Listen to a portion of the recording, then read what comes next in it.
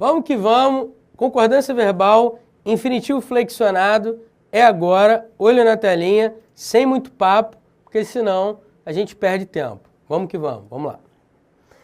Observe agora essa frase aqui. Disseram aos índios para saírem de suas terras. Observe que o verbo no infinitivo apresenta um sujeito oculto, um sujeito implícito. Mas esse sujeito oculto tem como referente os índios.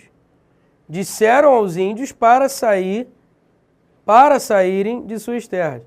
Toda vez que você tiver um sujeito oculto, tendo como referente um termo no plural, e o infinitivo vier depois de uma preposição, o infinitivo pode ficar no singular ou no plural.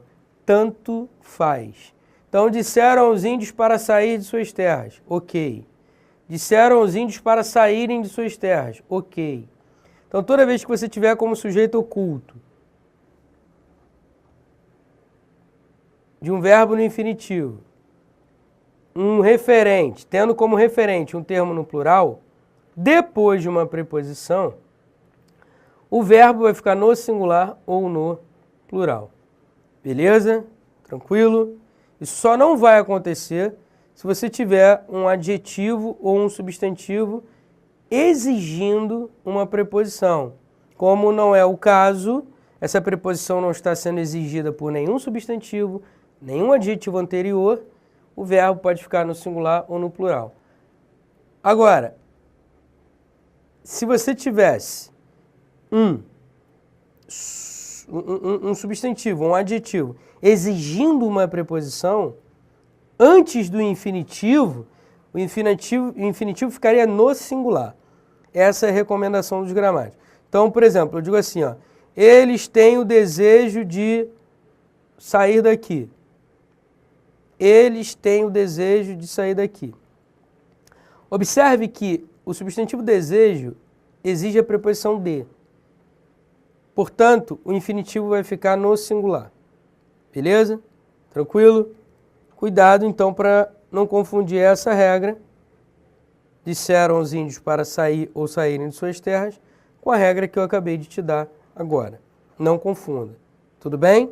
Beleza? Qualquer dúvida, volte aí o vídeo, assista de novo e ouça o que eu falei e anote. Número 4. Para nós nos precavermos, precisaremos de víveres. Os gramáticos dizem que quando você tem um pronome de valor que indique, né, um plural, obviamente o verbo vai ficar no plural. Pô, Pestana, mas o pronome só está no plural porque o sujeito está explícito no plural. Com certeza. Com certeza mesmo. Então, quando eu tenho um sujeito explícito, na primeira pessoa do plural, o verbo vai ficar no plural e o pronome também vai ficar no plural.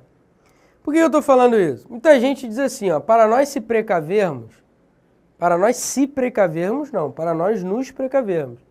Ah, mas esse nos, não fica estranho? Não, não fica não. Os gramáticos dizem que está correto. Beleza? E aí a gente tem que abaixar a cabeça. Entrem para se cumprimentarem. Observe que esse se aqui é um pronome reflexivo recíproco. E a essa altura do campeonato, você já sabe que com pronome reflexivo recíproco, o verbo fica no plural obrigatoriamente, sem pestanejar. Belezinha? Show de bola. Ao se reunirem os familiares, tudo ficou bem. Ou seja, quando os familiares foram reunidos,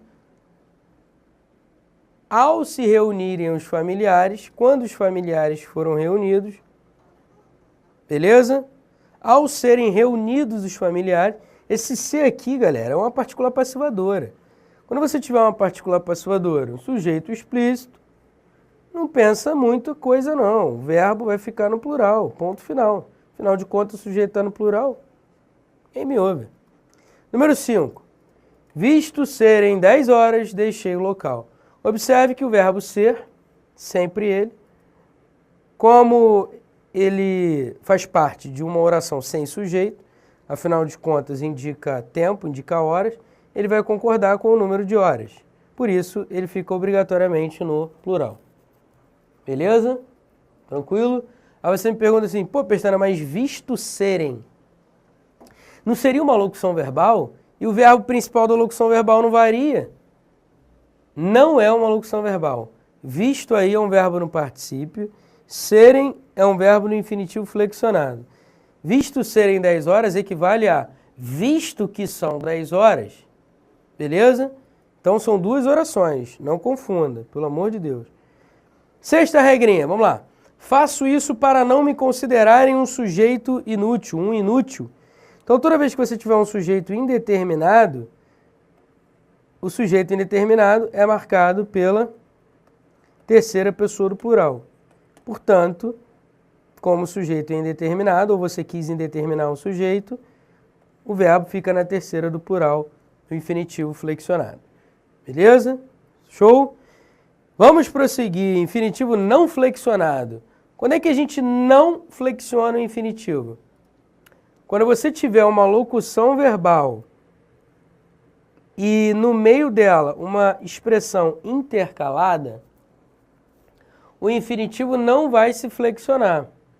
Só o gramático Bechara que diz que pode se flexionar, que eu conheço. Todos os outros dizem que não.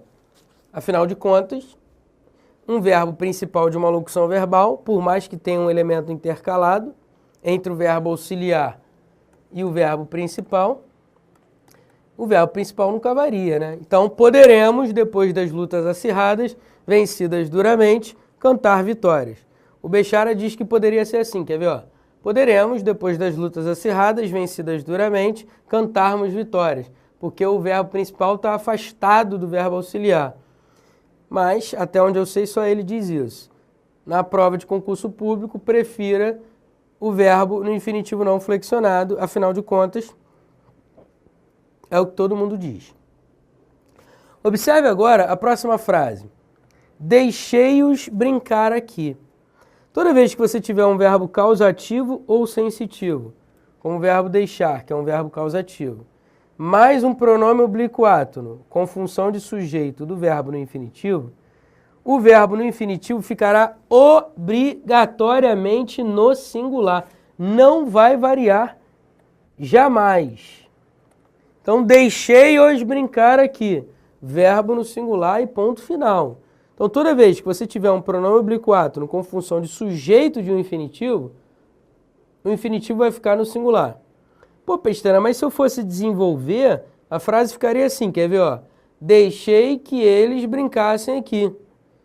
Eu sei que o verbo ficaria no plural, mas os gramáticos dizem que quando você tem um pronome oblíquo átono com função de sujeito de um infinitivo, o infinitivo fica no singular e ninguém discorda disso. Por outro lado, observe a próxima frase. Mandei os garotos sair ou mandei os garotos saírem? E aí? E aí que tanto faz. Beleza? Mandei os garotos sair ou mandei os garotos saírem? Tanto faz. Pô, Pestana, mas por quê? Se o verbo mandar é causativo que nem o verbo deixar. Aí, meu camarada, é o seguinte. Aí, irmão, é aquele lance. Quando você tem o verbo mandar, deixar, fazer, ver, ouvir, sentir, ou seja, verbos causativos e sensitivos, seguidos de um substantivo, os gramáticos já vão dizer que o verbo pode ficar no singular ou no plural, o verbo no infinitivo. Mandei os garotos sair ou mandei os garotos saírem, tanto faz. Incrível, né? Na regra anterior, só o singular. Nessa regra, singular ou plural, tanto faz. Bem-vindo à língua portuguesa. Navegar é preciso, viver não é preciso. Frase do Fernando Pessoa, se eu não estou enganado. Navegar é preciso, viver não é preciso.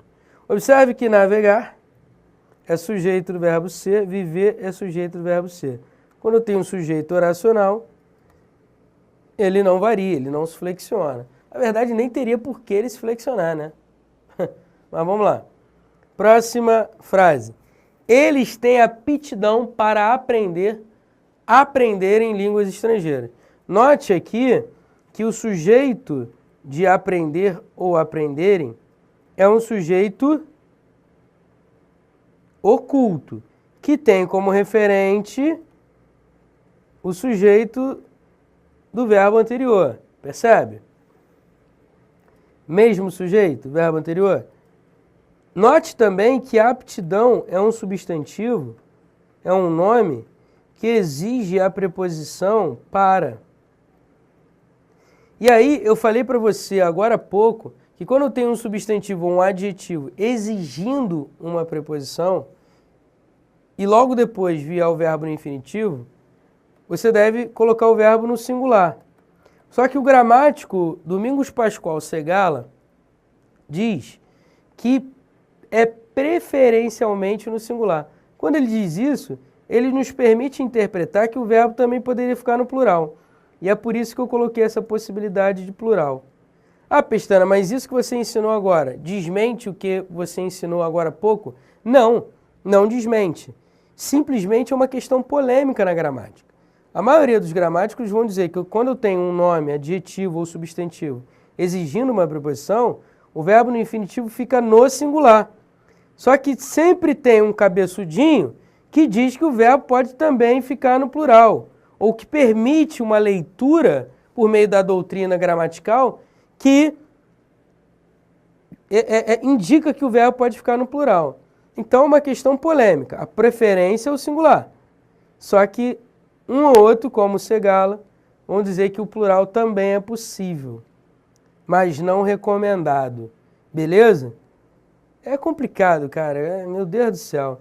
É difícil ensinar português em alguns momentos, porque os gramáticos divergem muito.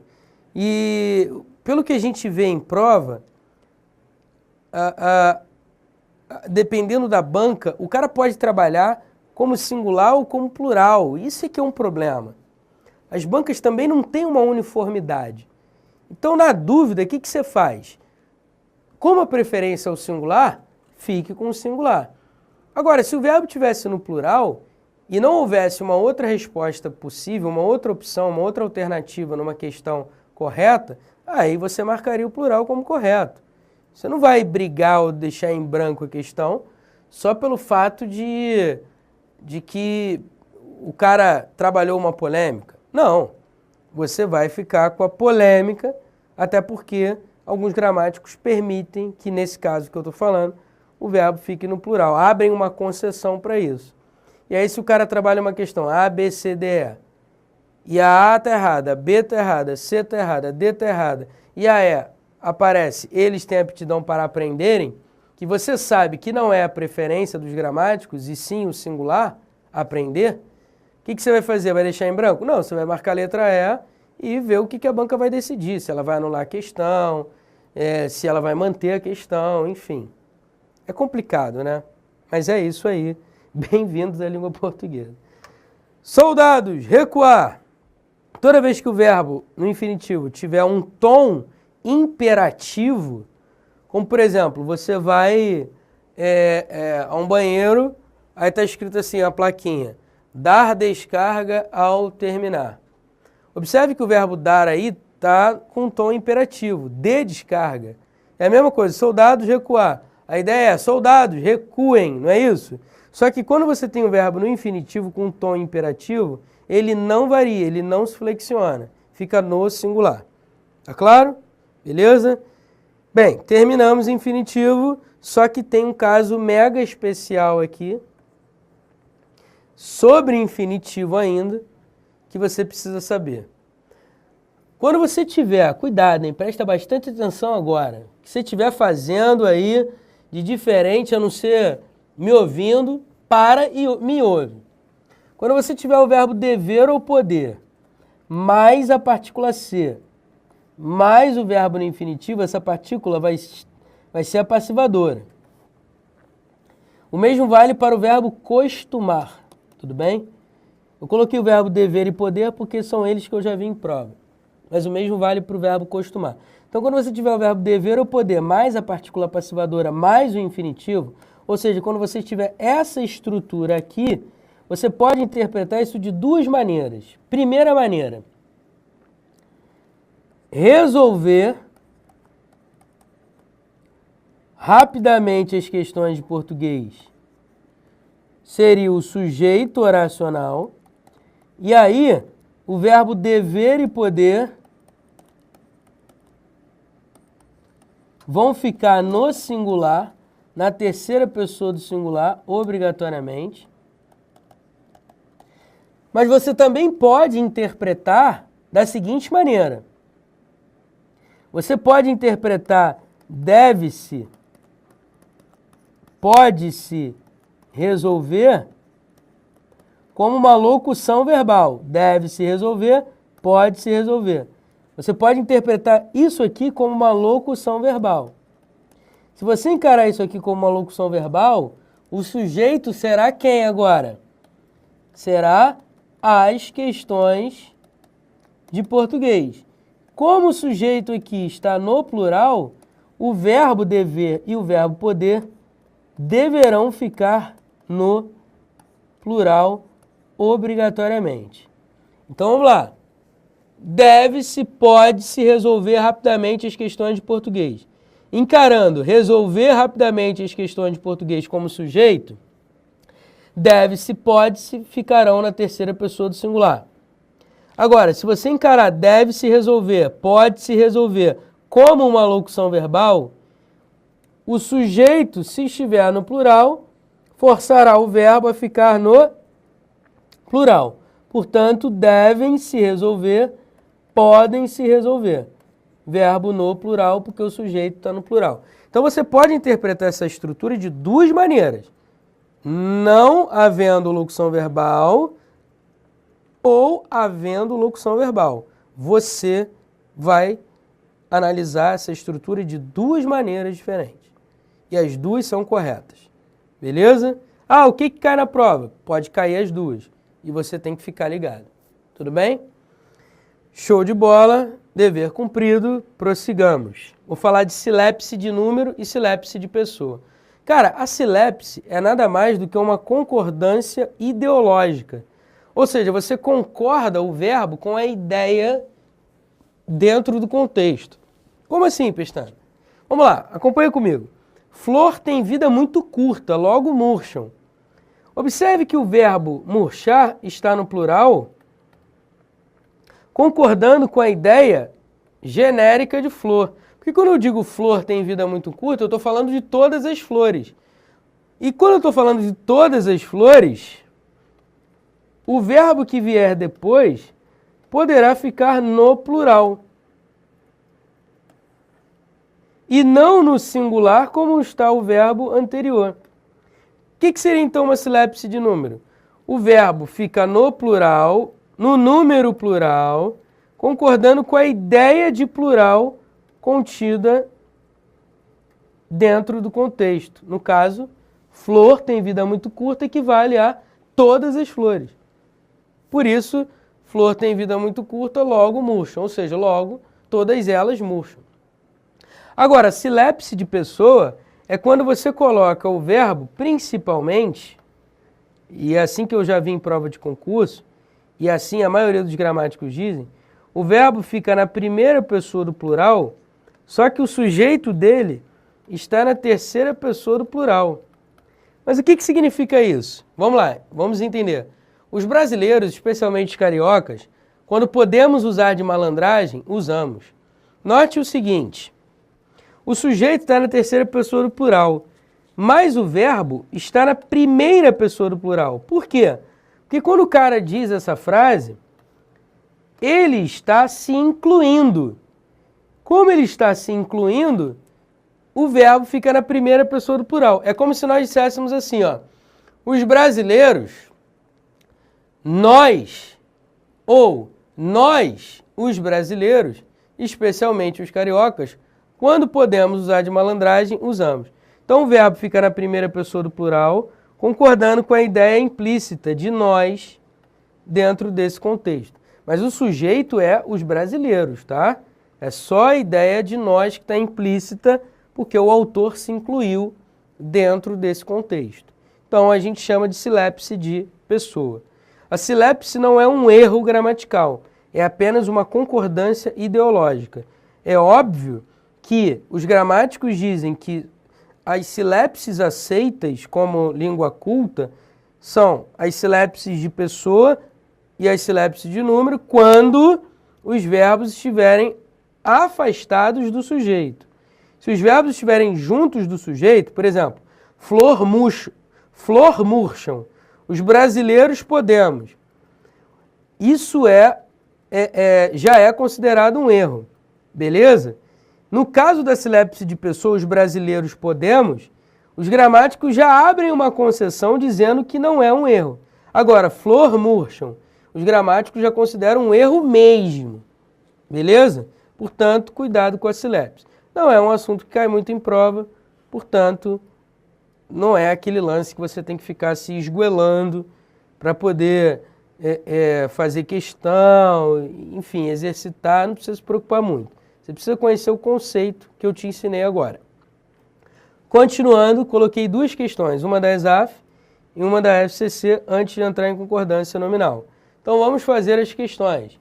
Primeira questão da ESAF, DENIT Técnico 2013. O cara diz assim, ó, a respeito das relações de concordância no texto, assinale a opção em que o uso das duas formas verbais respeita as normas gramaticais. Então o cara quer que você marque a opção em que as duas formas verbais são corretas. Então vamos lá. Letra A, falando do verbo ter, né? Na terceira pessoa do singular, tem. Boa parte das metrópoles não tem. Aí o cara coloca um verbo aqui na terceira pessoa do plural, com acento circunflexo. O que ele quer dizer com isso? Ele quer dizer o seguinte, dentro desse contexto, eu posso colocar o verbo no singular ou no plural. E aí eu te pergunto, pode ou não pode? Que é isso que o cara quer saber. Se poder, a letra A é o gabarito. E a letra A é o gabarito. Pô, Pestana, por quê? Observe que o sujeito simples apresenta um núcleo partitivo. Lembra quando eu falei disso? Quando o sujeito for coletivo ou partitivo especificado por um adjunto, o verbo pode concordar com o núcleo do sujeito ou com o núcleo do adjunto. Portanto, boa parte das metrópoles não tem, no singular, concordando com parte. Boa parte das metrópoles não tem, no plural, concordando com metrópoles. Por isso, letra A é o gabarito. Beleza? As outras opções, obviamente, estão erradas. Vamos entender por quê. Aplica-se, o cara está pedindo para trocar por aplicam-se. Vamos ver se é possível? A imobilidade das metrópoles aplica-se. Não é um caso de sujeito partitivo, nem coletivo especificado, portanto, o verbo está no singular para concordar com o núcleo imobilidade que está no singular. Letra C. Passou. Será que pode colocar passaram? Vamos ver. Mudança intensa pela qual passou a economia brasileira. A economia brasileira passou por uma mudança intensa. A economia brasileira é o sujeito. Portanto, o verbo vai ficar no singular concordando com o núcleo que está no singular. O plural, portanto, está errado. Letra D. Pagamos. Será que eu poderia colocar pagou? Vamos ver. E o preço que pagamos foi caro. Note que o sujeito do verbo pagar é o nós, que está oculto. Portanto, não dá para dizer que o preço pagou. Fomos nós que pagamos o preço, e não o preço que pagou alguma coisa. Portanto, pagou aqui, está errado. Letra E, foi prioridade. Será que poderíamos colocar foram prioridade? Vamos ver. O automóvel individual foi prioridade. Pô, é claro que não, né? Não dá para colocar no plural, afinal de contas o núcleo do sujeito é automóvel, que está no singular. Portanto, o automóvel foi prioridade. Gabarito, portanto, letra A. Próxima questão. FCC, TRT, Rio de Janeiro, analista 2013, boladão. As normas de concordância verbal estão plenamente observadas na frase. Cuidado com a FCC. A FCC adora concordância verbal. Todo ano tem uma questão de concordância verbal. Por isso, FCC, concordância verbal, tudo a ver. Beleza? Fica ligado. Vamos buscar a correta. Letra A. Cabem a cada um dos usuários de uma língua escolher as palavras que mais lhes parecem convenientes. Observe que o verbo caber está no plural. Se está no plural, o sujeito tem que estar no plural. Leia de novo a frase. Cabem a cada um dos usuários de uma língua escolher as palavras que mais lhes parecem convenientes. Aí a gente faz aquela perguntinha clássica ao verbo. O que cabe a cada um dos usuários de uma língua? Aí você encontra a resposta. Escolher as palavras que mais lhes parecem convenientes cabe a cada um dos usuários de uma língua. Cuidado, o verbo caber vai ficar na terceira pessoa do singular porque o sujeito dele é um sujeito oracional. Se o sujeito é um sujeito oracional, ele sempre leva o verbo à terceira pessoa do singular. Portanto, a letra A está errada. Olha, essa questão aqui é uma questão que ilustra muito bem o que cai todo ano sobre concordância verbal na prova da FCC. Então, presta bastante atenção. O primeiro caso, na letra A, a gente viu que um sujeito oracional leva o verbo à terceira pessoa do singular. Cuidado ao analisar isso aqui. Letra B. Dona Glorinha valeu-se de um palavrório pelo qual, segundo lhe parecia certo, viessem a impressionar os ouvidos de meu pai. Observe o seguinte. Por mais que o verbo concordasse com o antecedente do pronome relativo pelo qual, ou seja, palavrório, ainda assim o verbo estaria no singular. Por quê? Porque palavrório é uma palavra que está no singular. Só que nesse caso, não é nem por causa disso que o verbo deve ficar no singular. Mas observe o seguinte, pelo qual é um pronome relativo preposicionado. Como se trata de um pronome relativo preposicionado, o pronome relativo não tem função de sujeito nesse caso. E a gramática ensina que o verbo que vier depois do pronome relativo, como o caso aí de viesse, deve concordar com o antecedente do pronome relativo quando o pronome relativo tem função de sujeito. Como pelo qual é um pronome relativo preposicionado e não existe sujeito preposicionado, isso significa que o pronome relativo não tem função de sujeito. Ué, Pestana, então quem viria a impressionar os ouvidos de meu pai? Pelo palavrório, por meio do palavrório, a tal da Dona Glorinha. Então, viesse aqui tem um sujeito oculto, tendo como referente a Dona Glorinha. Dona Glorinha valeu-se de um palavrório pelo qual, segundo lhe parecia certo, ela viesse a impressionar os ouvidos de meu pai. Ou seja, Dona Glorinha viesse a impressionar os ouvidos de meu pai pelo palavrório. Beleza? Tranquilo? Então o verbo só vai concordar com o antecedente do pronome relativo se o pronome relativo tiver função de sujeito. Cuidado com isso. É um detalhe, mas muito importante. Letra C. As palavras que usamos não valem apenas pelo que significam no dicionário, mas também segundo o contexto em que se empregam. Ou seja, segundo o contexto em que elas se empregam, em que as palavras são empregadas. Observe que esse se aqui é uma partícula passivadora. Então dá para eu substituir em que se empregam por são empregadas. Afinal de contas, o sujeito do verbo empregar tem como referente as palavras, um termo no plural. Beleza? As palavras que usamos não valem apenas pelo que elas significam, mas também segundo o contexto que elas são empregadas, em que elas se empregam. Então o verbo tem que ficar no plural. Cuidado com isso. Letra D. Muita gente se vale da prática de utilizar termos para intimidar o oponente, numa polêmica que demandem uma consulta ao dicionário. Aí você pensa que o verbo demandar está errado no plural, porque o pronome relativo aqui tem função de sujeito. Por que você pensa que o verbo demandar está no plural? E que o verbo demandar no plural está errado? Porque existe uma regra de concordância que diz que o verbo, quando vem depois do pronome relativo com função de sujeito, concorda com o antecedente do pronome relativo. Se polêmica é uma palavra que está no singular, o verbo deveria estar no singular. E, portanto, a letra D também está errada. Só que não. Não está errada. Cuidado. Cuidado. Presta bastante atenção agora.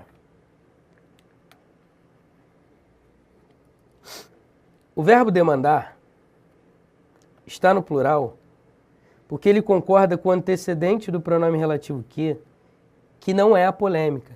Não é a polêmica que demanda uma consulta ao dicionário, mas são os termos que muita gente se vale da prática de utilizar